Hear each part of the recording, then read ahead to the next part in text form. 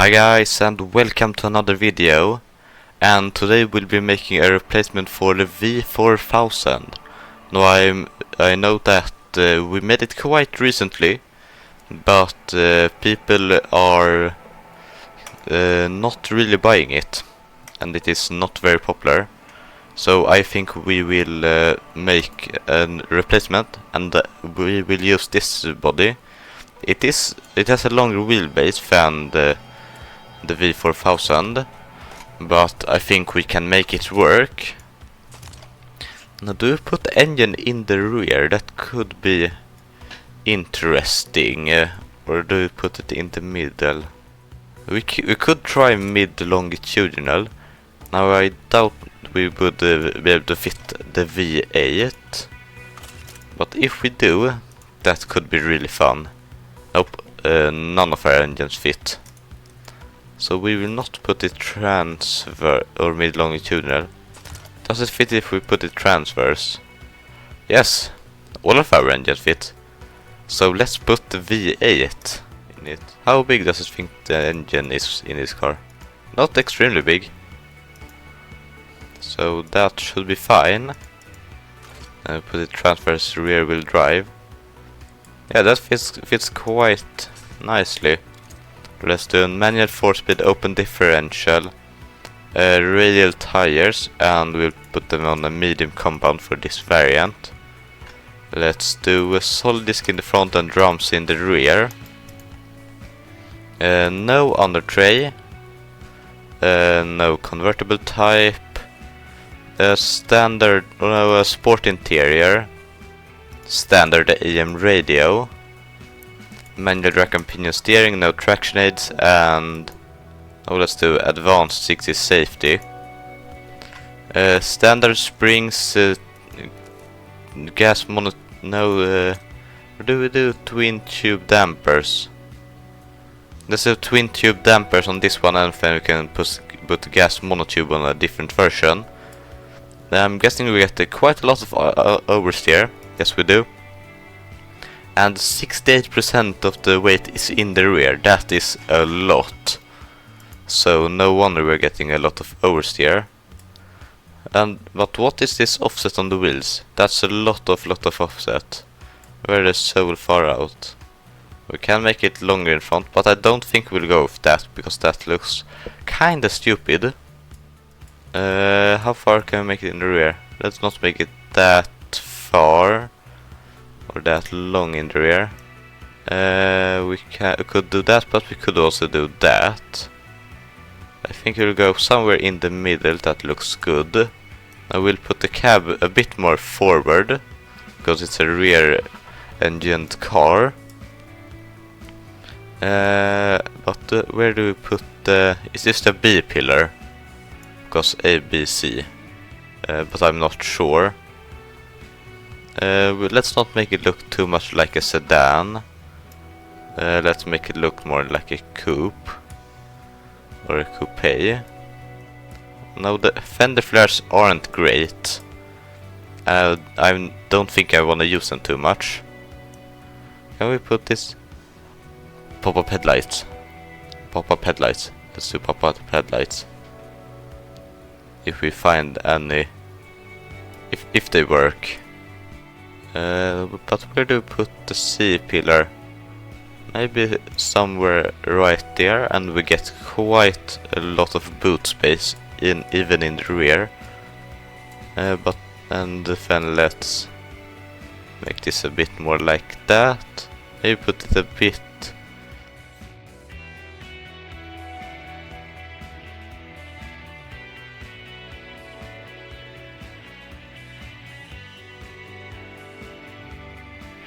Now I'm not sure how much it will, because this is called a sedan.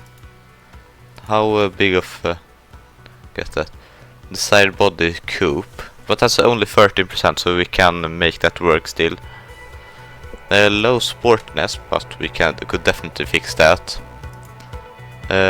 So let's maybe put a bit wider wheels in the rear and a bit smaller wheels in front. We could also put the weight distribution a lot more forward. So let's put this more to the front. And that is quite a lot better, but it's not good enough.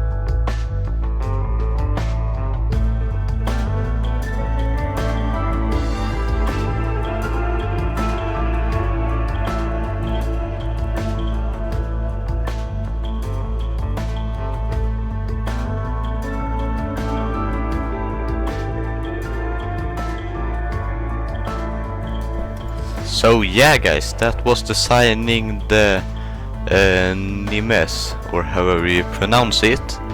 I think this one turned out really well. This is the Brillante, the premium version, not the sport one or the cheap one. I really like how this turned out. I think this is my favorite car that we've made so far. Getting into my favorite era of course, the early 80s to late 70s. So I really like this, although it is not the 70s yet, but it will be when this car comes out. And I hope it will be great to drive. This one has the sport variant of the V8, so it has 160 horsepower and the compression ratio of 9:1. It also has semi-good, no wait, that's horrible economy. Yeah, almost 17 liters per 100 kilometers. That's horrible. A good one is about 8 liters.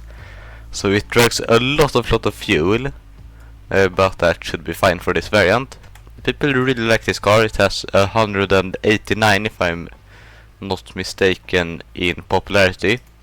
So hopefully it will sell amazing.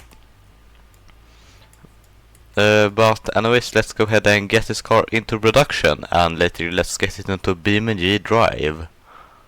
So getting the Nimes into production, not BMG drive just yet. We're aiming for about 48 months, which that is a lot less than. So we could do a bit more learning, a bit more reliable funding, a bit more automated tooling. Seems about right. How much will it cost? 30 million, we can definitely pay that. We're gaining more than that every single month. So what factory do we put it in? We can't put it into the V4000 because we have the Mark II coming up. That will be in there. Oh yeah, I have also redesigned the V4000 because it will still have to sell for about 4 years. So maybe the 2004's factory, because that will be going out of production quite soon, and we will need to make a replacement for that anyways. But I'm thinking, since we're gonna have to replace it quite soon, let's upgrade the factory a bit. And maybe add the galvanization plant. It's lagging quite a lot. I am not sure why it has gotten why so hard for my computer to run this game, but I will see what I can do about it in between episodes. So I'm thinking the new factories are very overworked. So I'm not sure what to do about that. Maybe do a medium, keep that a medium free. Worker wages, that's probably good. Worker quality already fixed. Let's do a little bit less automation. Put that to 50. And let's up the QA threshold a bit. Quite a bit. To maybe 85 or something. 85.2. And let's also up the tooling quality a bit. Maybe like that. And 18,000 possible profits, that's really good. So let's go ahead and use the forecasting tool. See how much we can price it for. We will of course not price it that cheaply. That would not be great, and we won't make profits. 22,000, that's a whole lot, so let's put it at maybe 20,000. And let's put this one, no, but that's the dealership price. Let's put that one at 18,000. Let's put this one at maybe 15,000. And let's put this one at maybe 12,000. Maybe that's good. Or maybe that's way too much. That seems very good. And if we can price it that high, that would be amazing. Production cost ratio, car engine. That seems about right. 20,000 trims of this one in the first year, that's great. And we gain quite a lot from each car. So we'll go ahead and sign this off. And we'll get it into BMG. There you can see the... Well, we can have a look at the V4000 Mark II.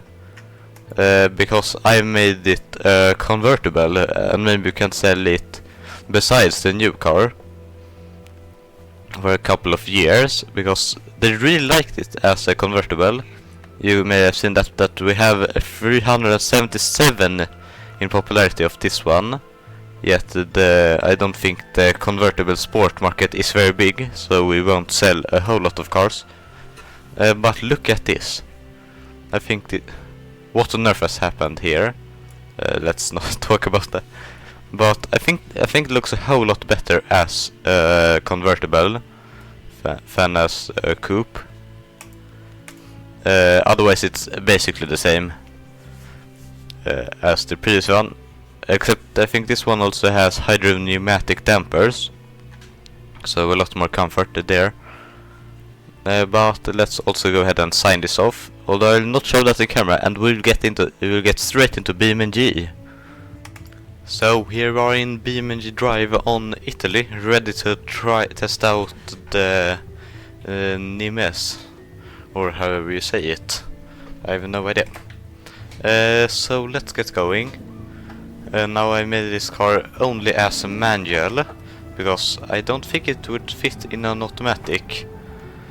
It is quite oversteer, this variant, which may be fitting since it's a sporty car, but it also makes me a little scared to go fast, because I'm not good at handling oversteer. But let's try anyways. And I think we should maybe update the V8 in maybe next video or something, because this V8 is, I mean, it's using parts from a straight Ford that we will not be using pretty soon, that will go out of production. And so the V8 is basically from 1946, but not really. But you know, it's still kind of is from the early 60s, so it's about 10 years old. Maybe it's becoming time to update it. But anyways, let's drive. It drives quite well. And there you notice the oversteer. Actually I had to countersteer a little bit there. Let's try to drive it the best that I can.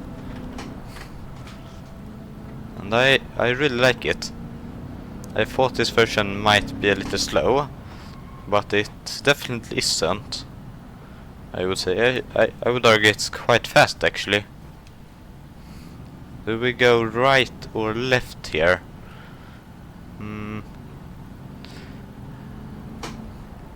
That's the question. I don't think I ever have gone right here, so I'll go right. I think I've gone left every single time, because I barely knew this. There was a road right here. I did not see the speed sign, but I don't think there is anything substantial coming up, except that I couldn't make that turn. Ooh. This car would definitely have benefited from a limited slip. So it will be great when we can get a limited slip that doesn't remove basically all comfort. But I think it's fine still. And but I'm not sure.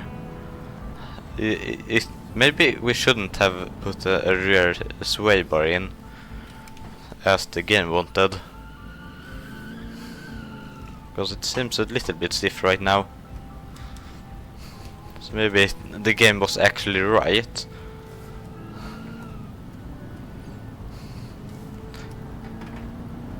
But I really like this car. If there was any car that we made yet that I could buy, it would be, and that I could afford. So let's say hypothetically that I could afford this car.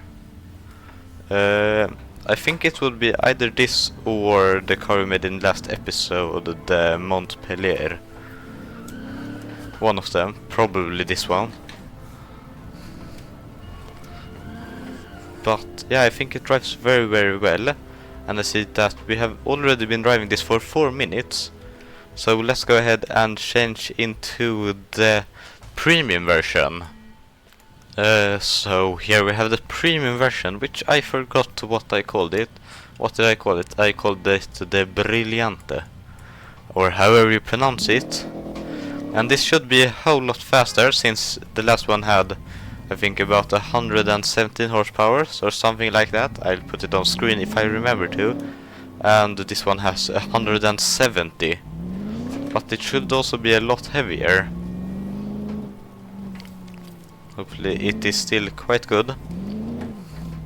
But it also means, since we drove the last car for so long, we will have to drive this car a bit shorter. But I think that should be fine. I really like this.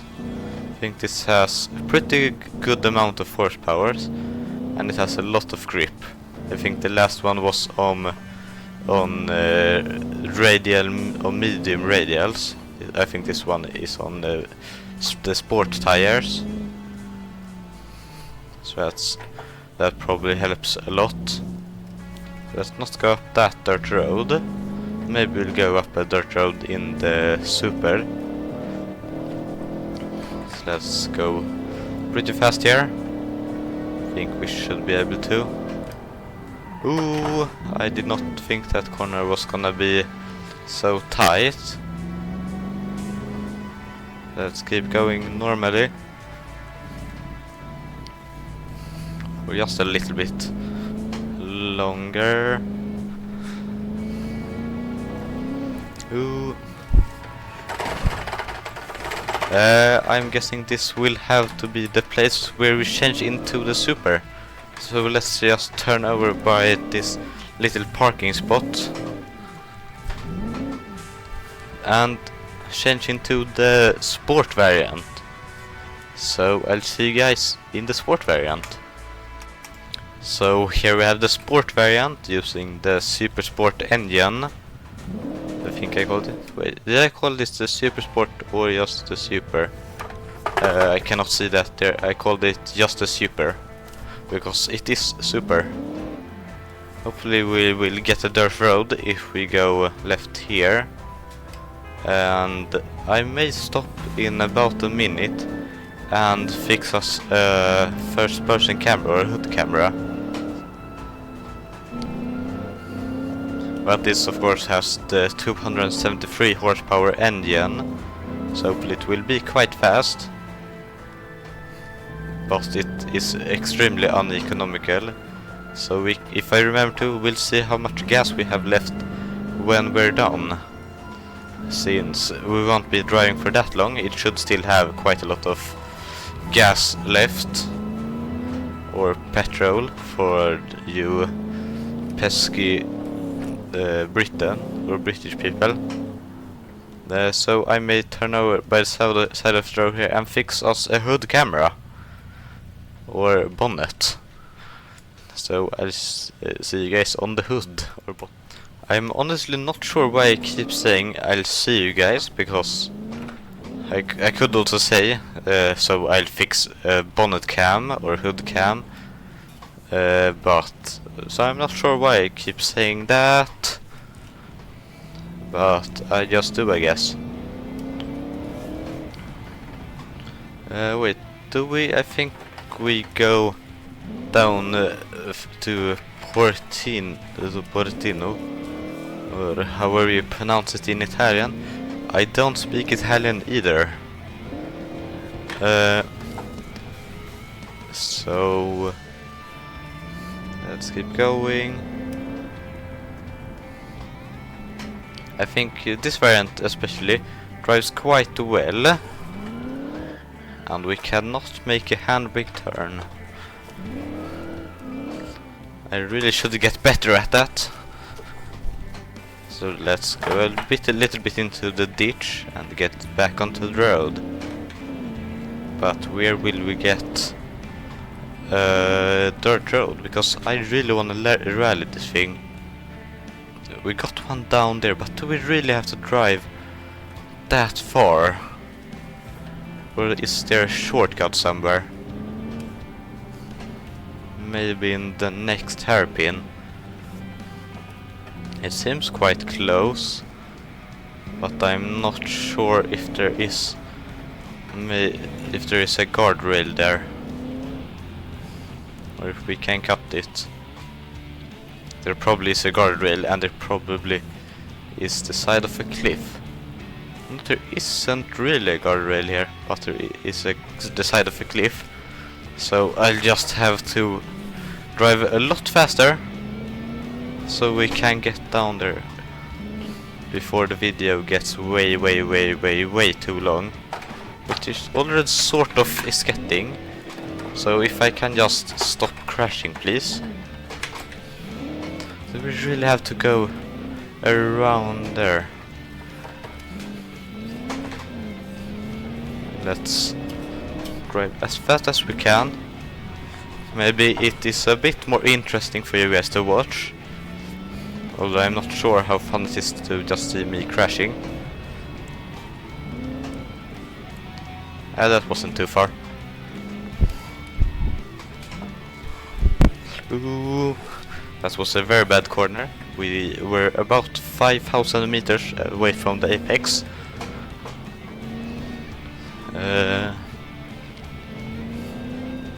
But it is fine. And in that corner, ooh, look at the road, don't look at the map too much. So here we have a dirt road. Let's go up here. Let's hope it is a sort of fine rally car. It is not very fast. I think it would really benefit from rally tires. I'm not quite sure why there aren't any rally tires in automation. Why? Which means you have to go with the all-terrain tires. But let's just turn around and keep going for a little bit. But just a little bit, because we're already creeping up on about maybe even 6 minutes in this car, which is a bit too long. It would definitely benefit for a bit more grip on the rear wheels, especially because I just touched the throttle and I really want to step out. Ooh, very bad, very bad. But let's keep going right here. Ooh. Not crash. Maybe drift a little bit.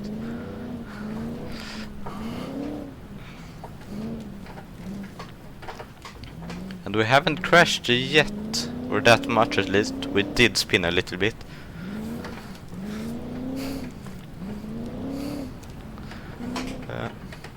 But I think we will turn over right here and end the video.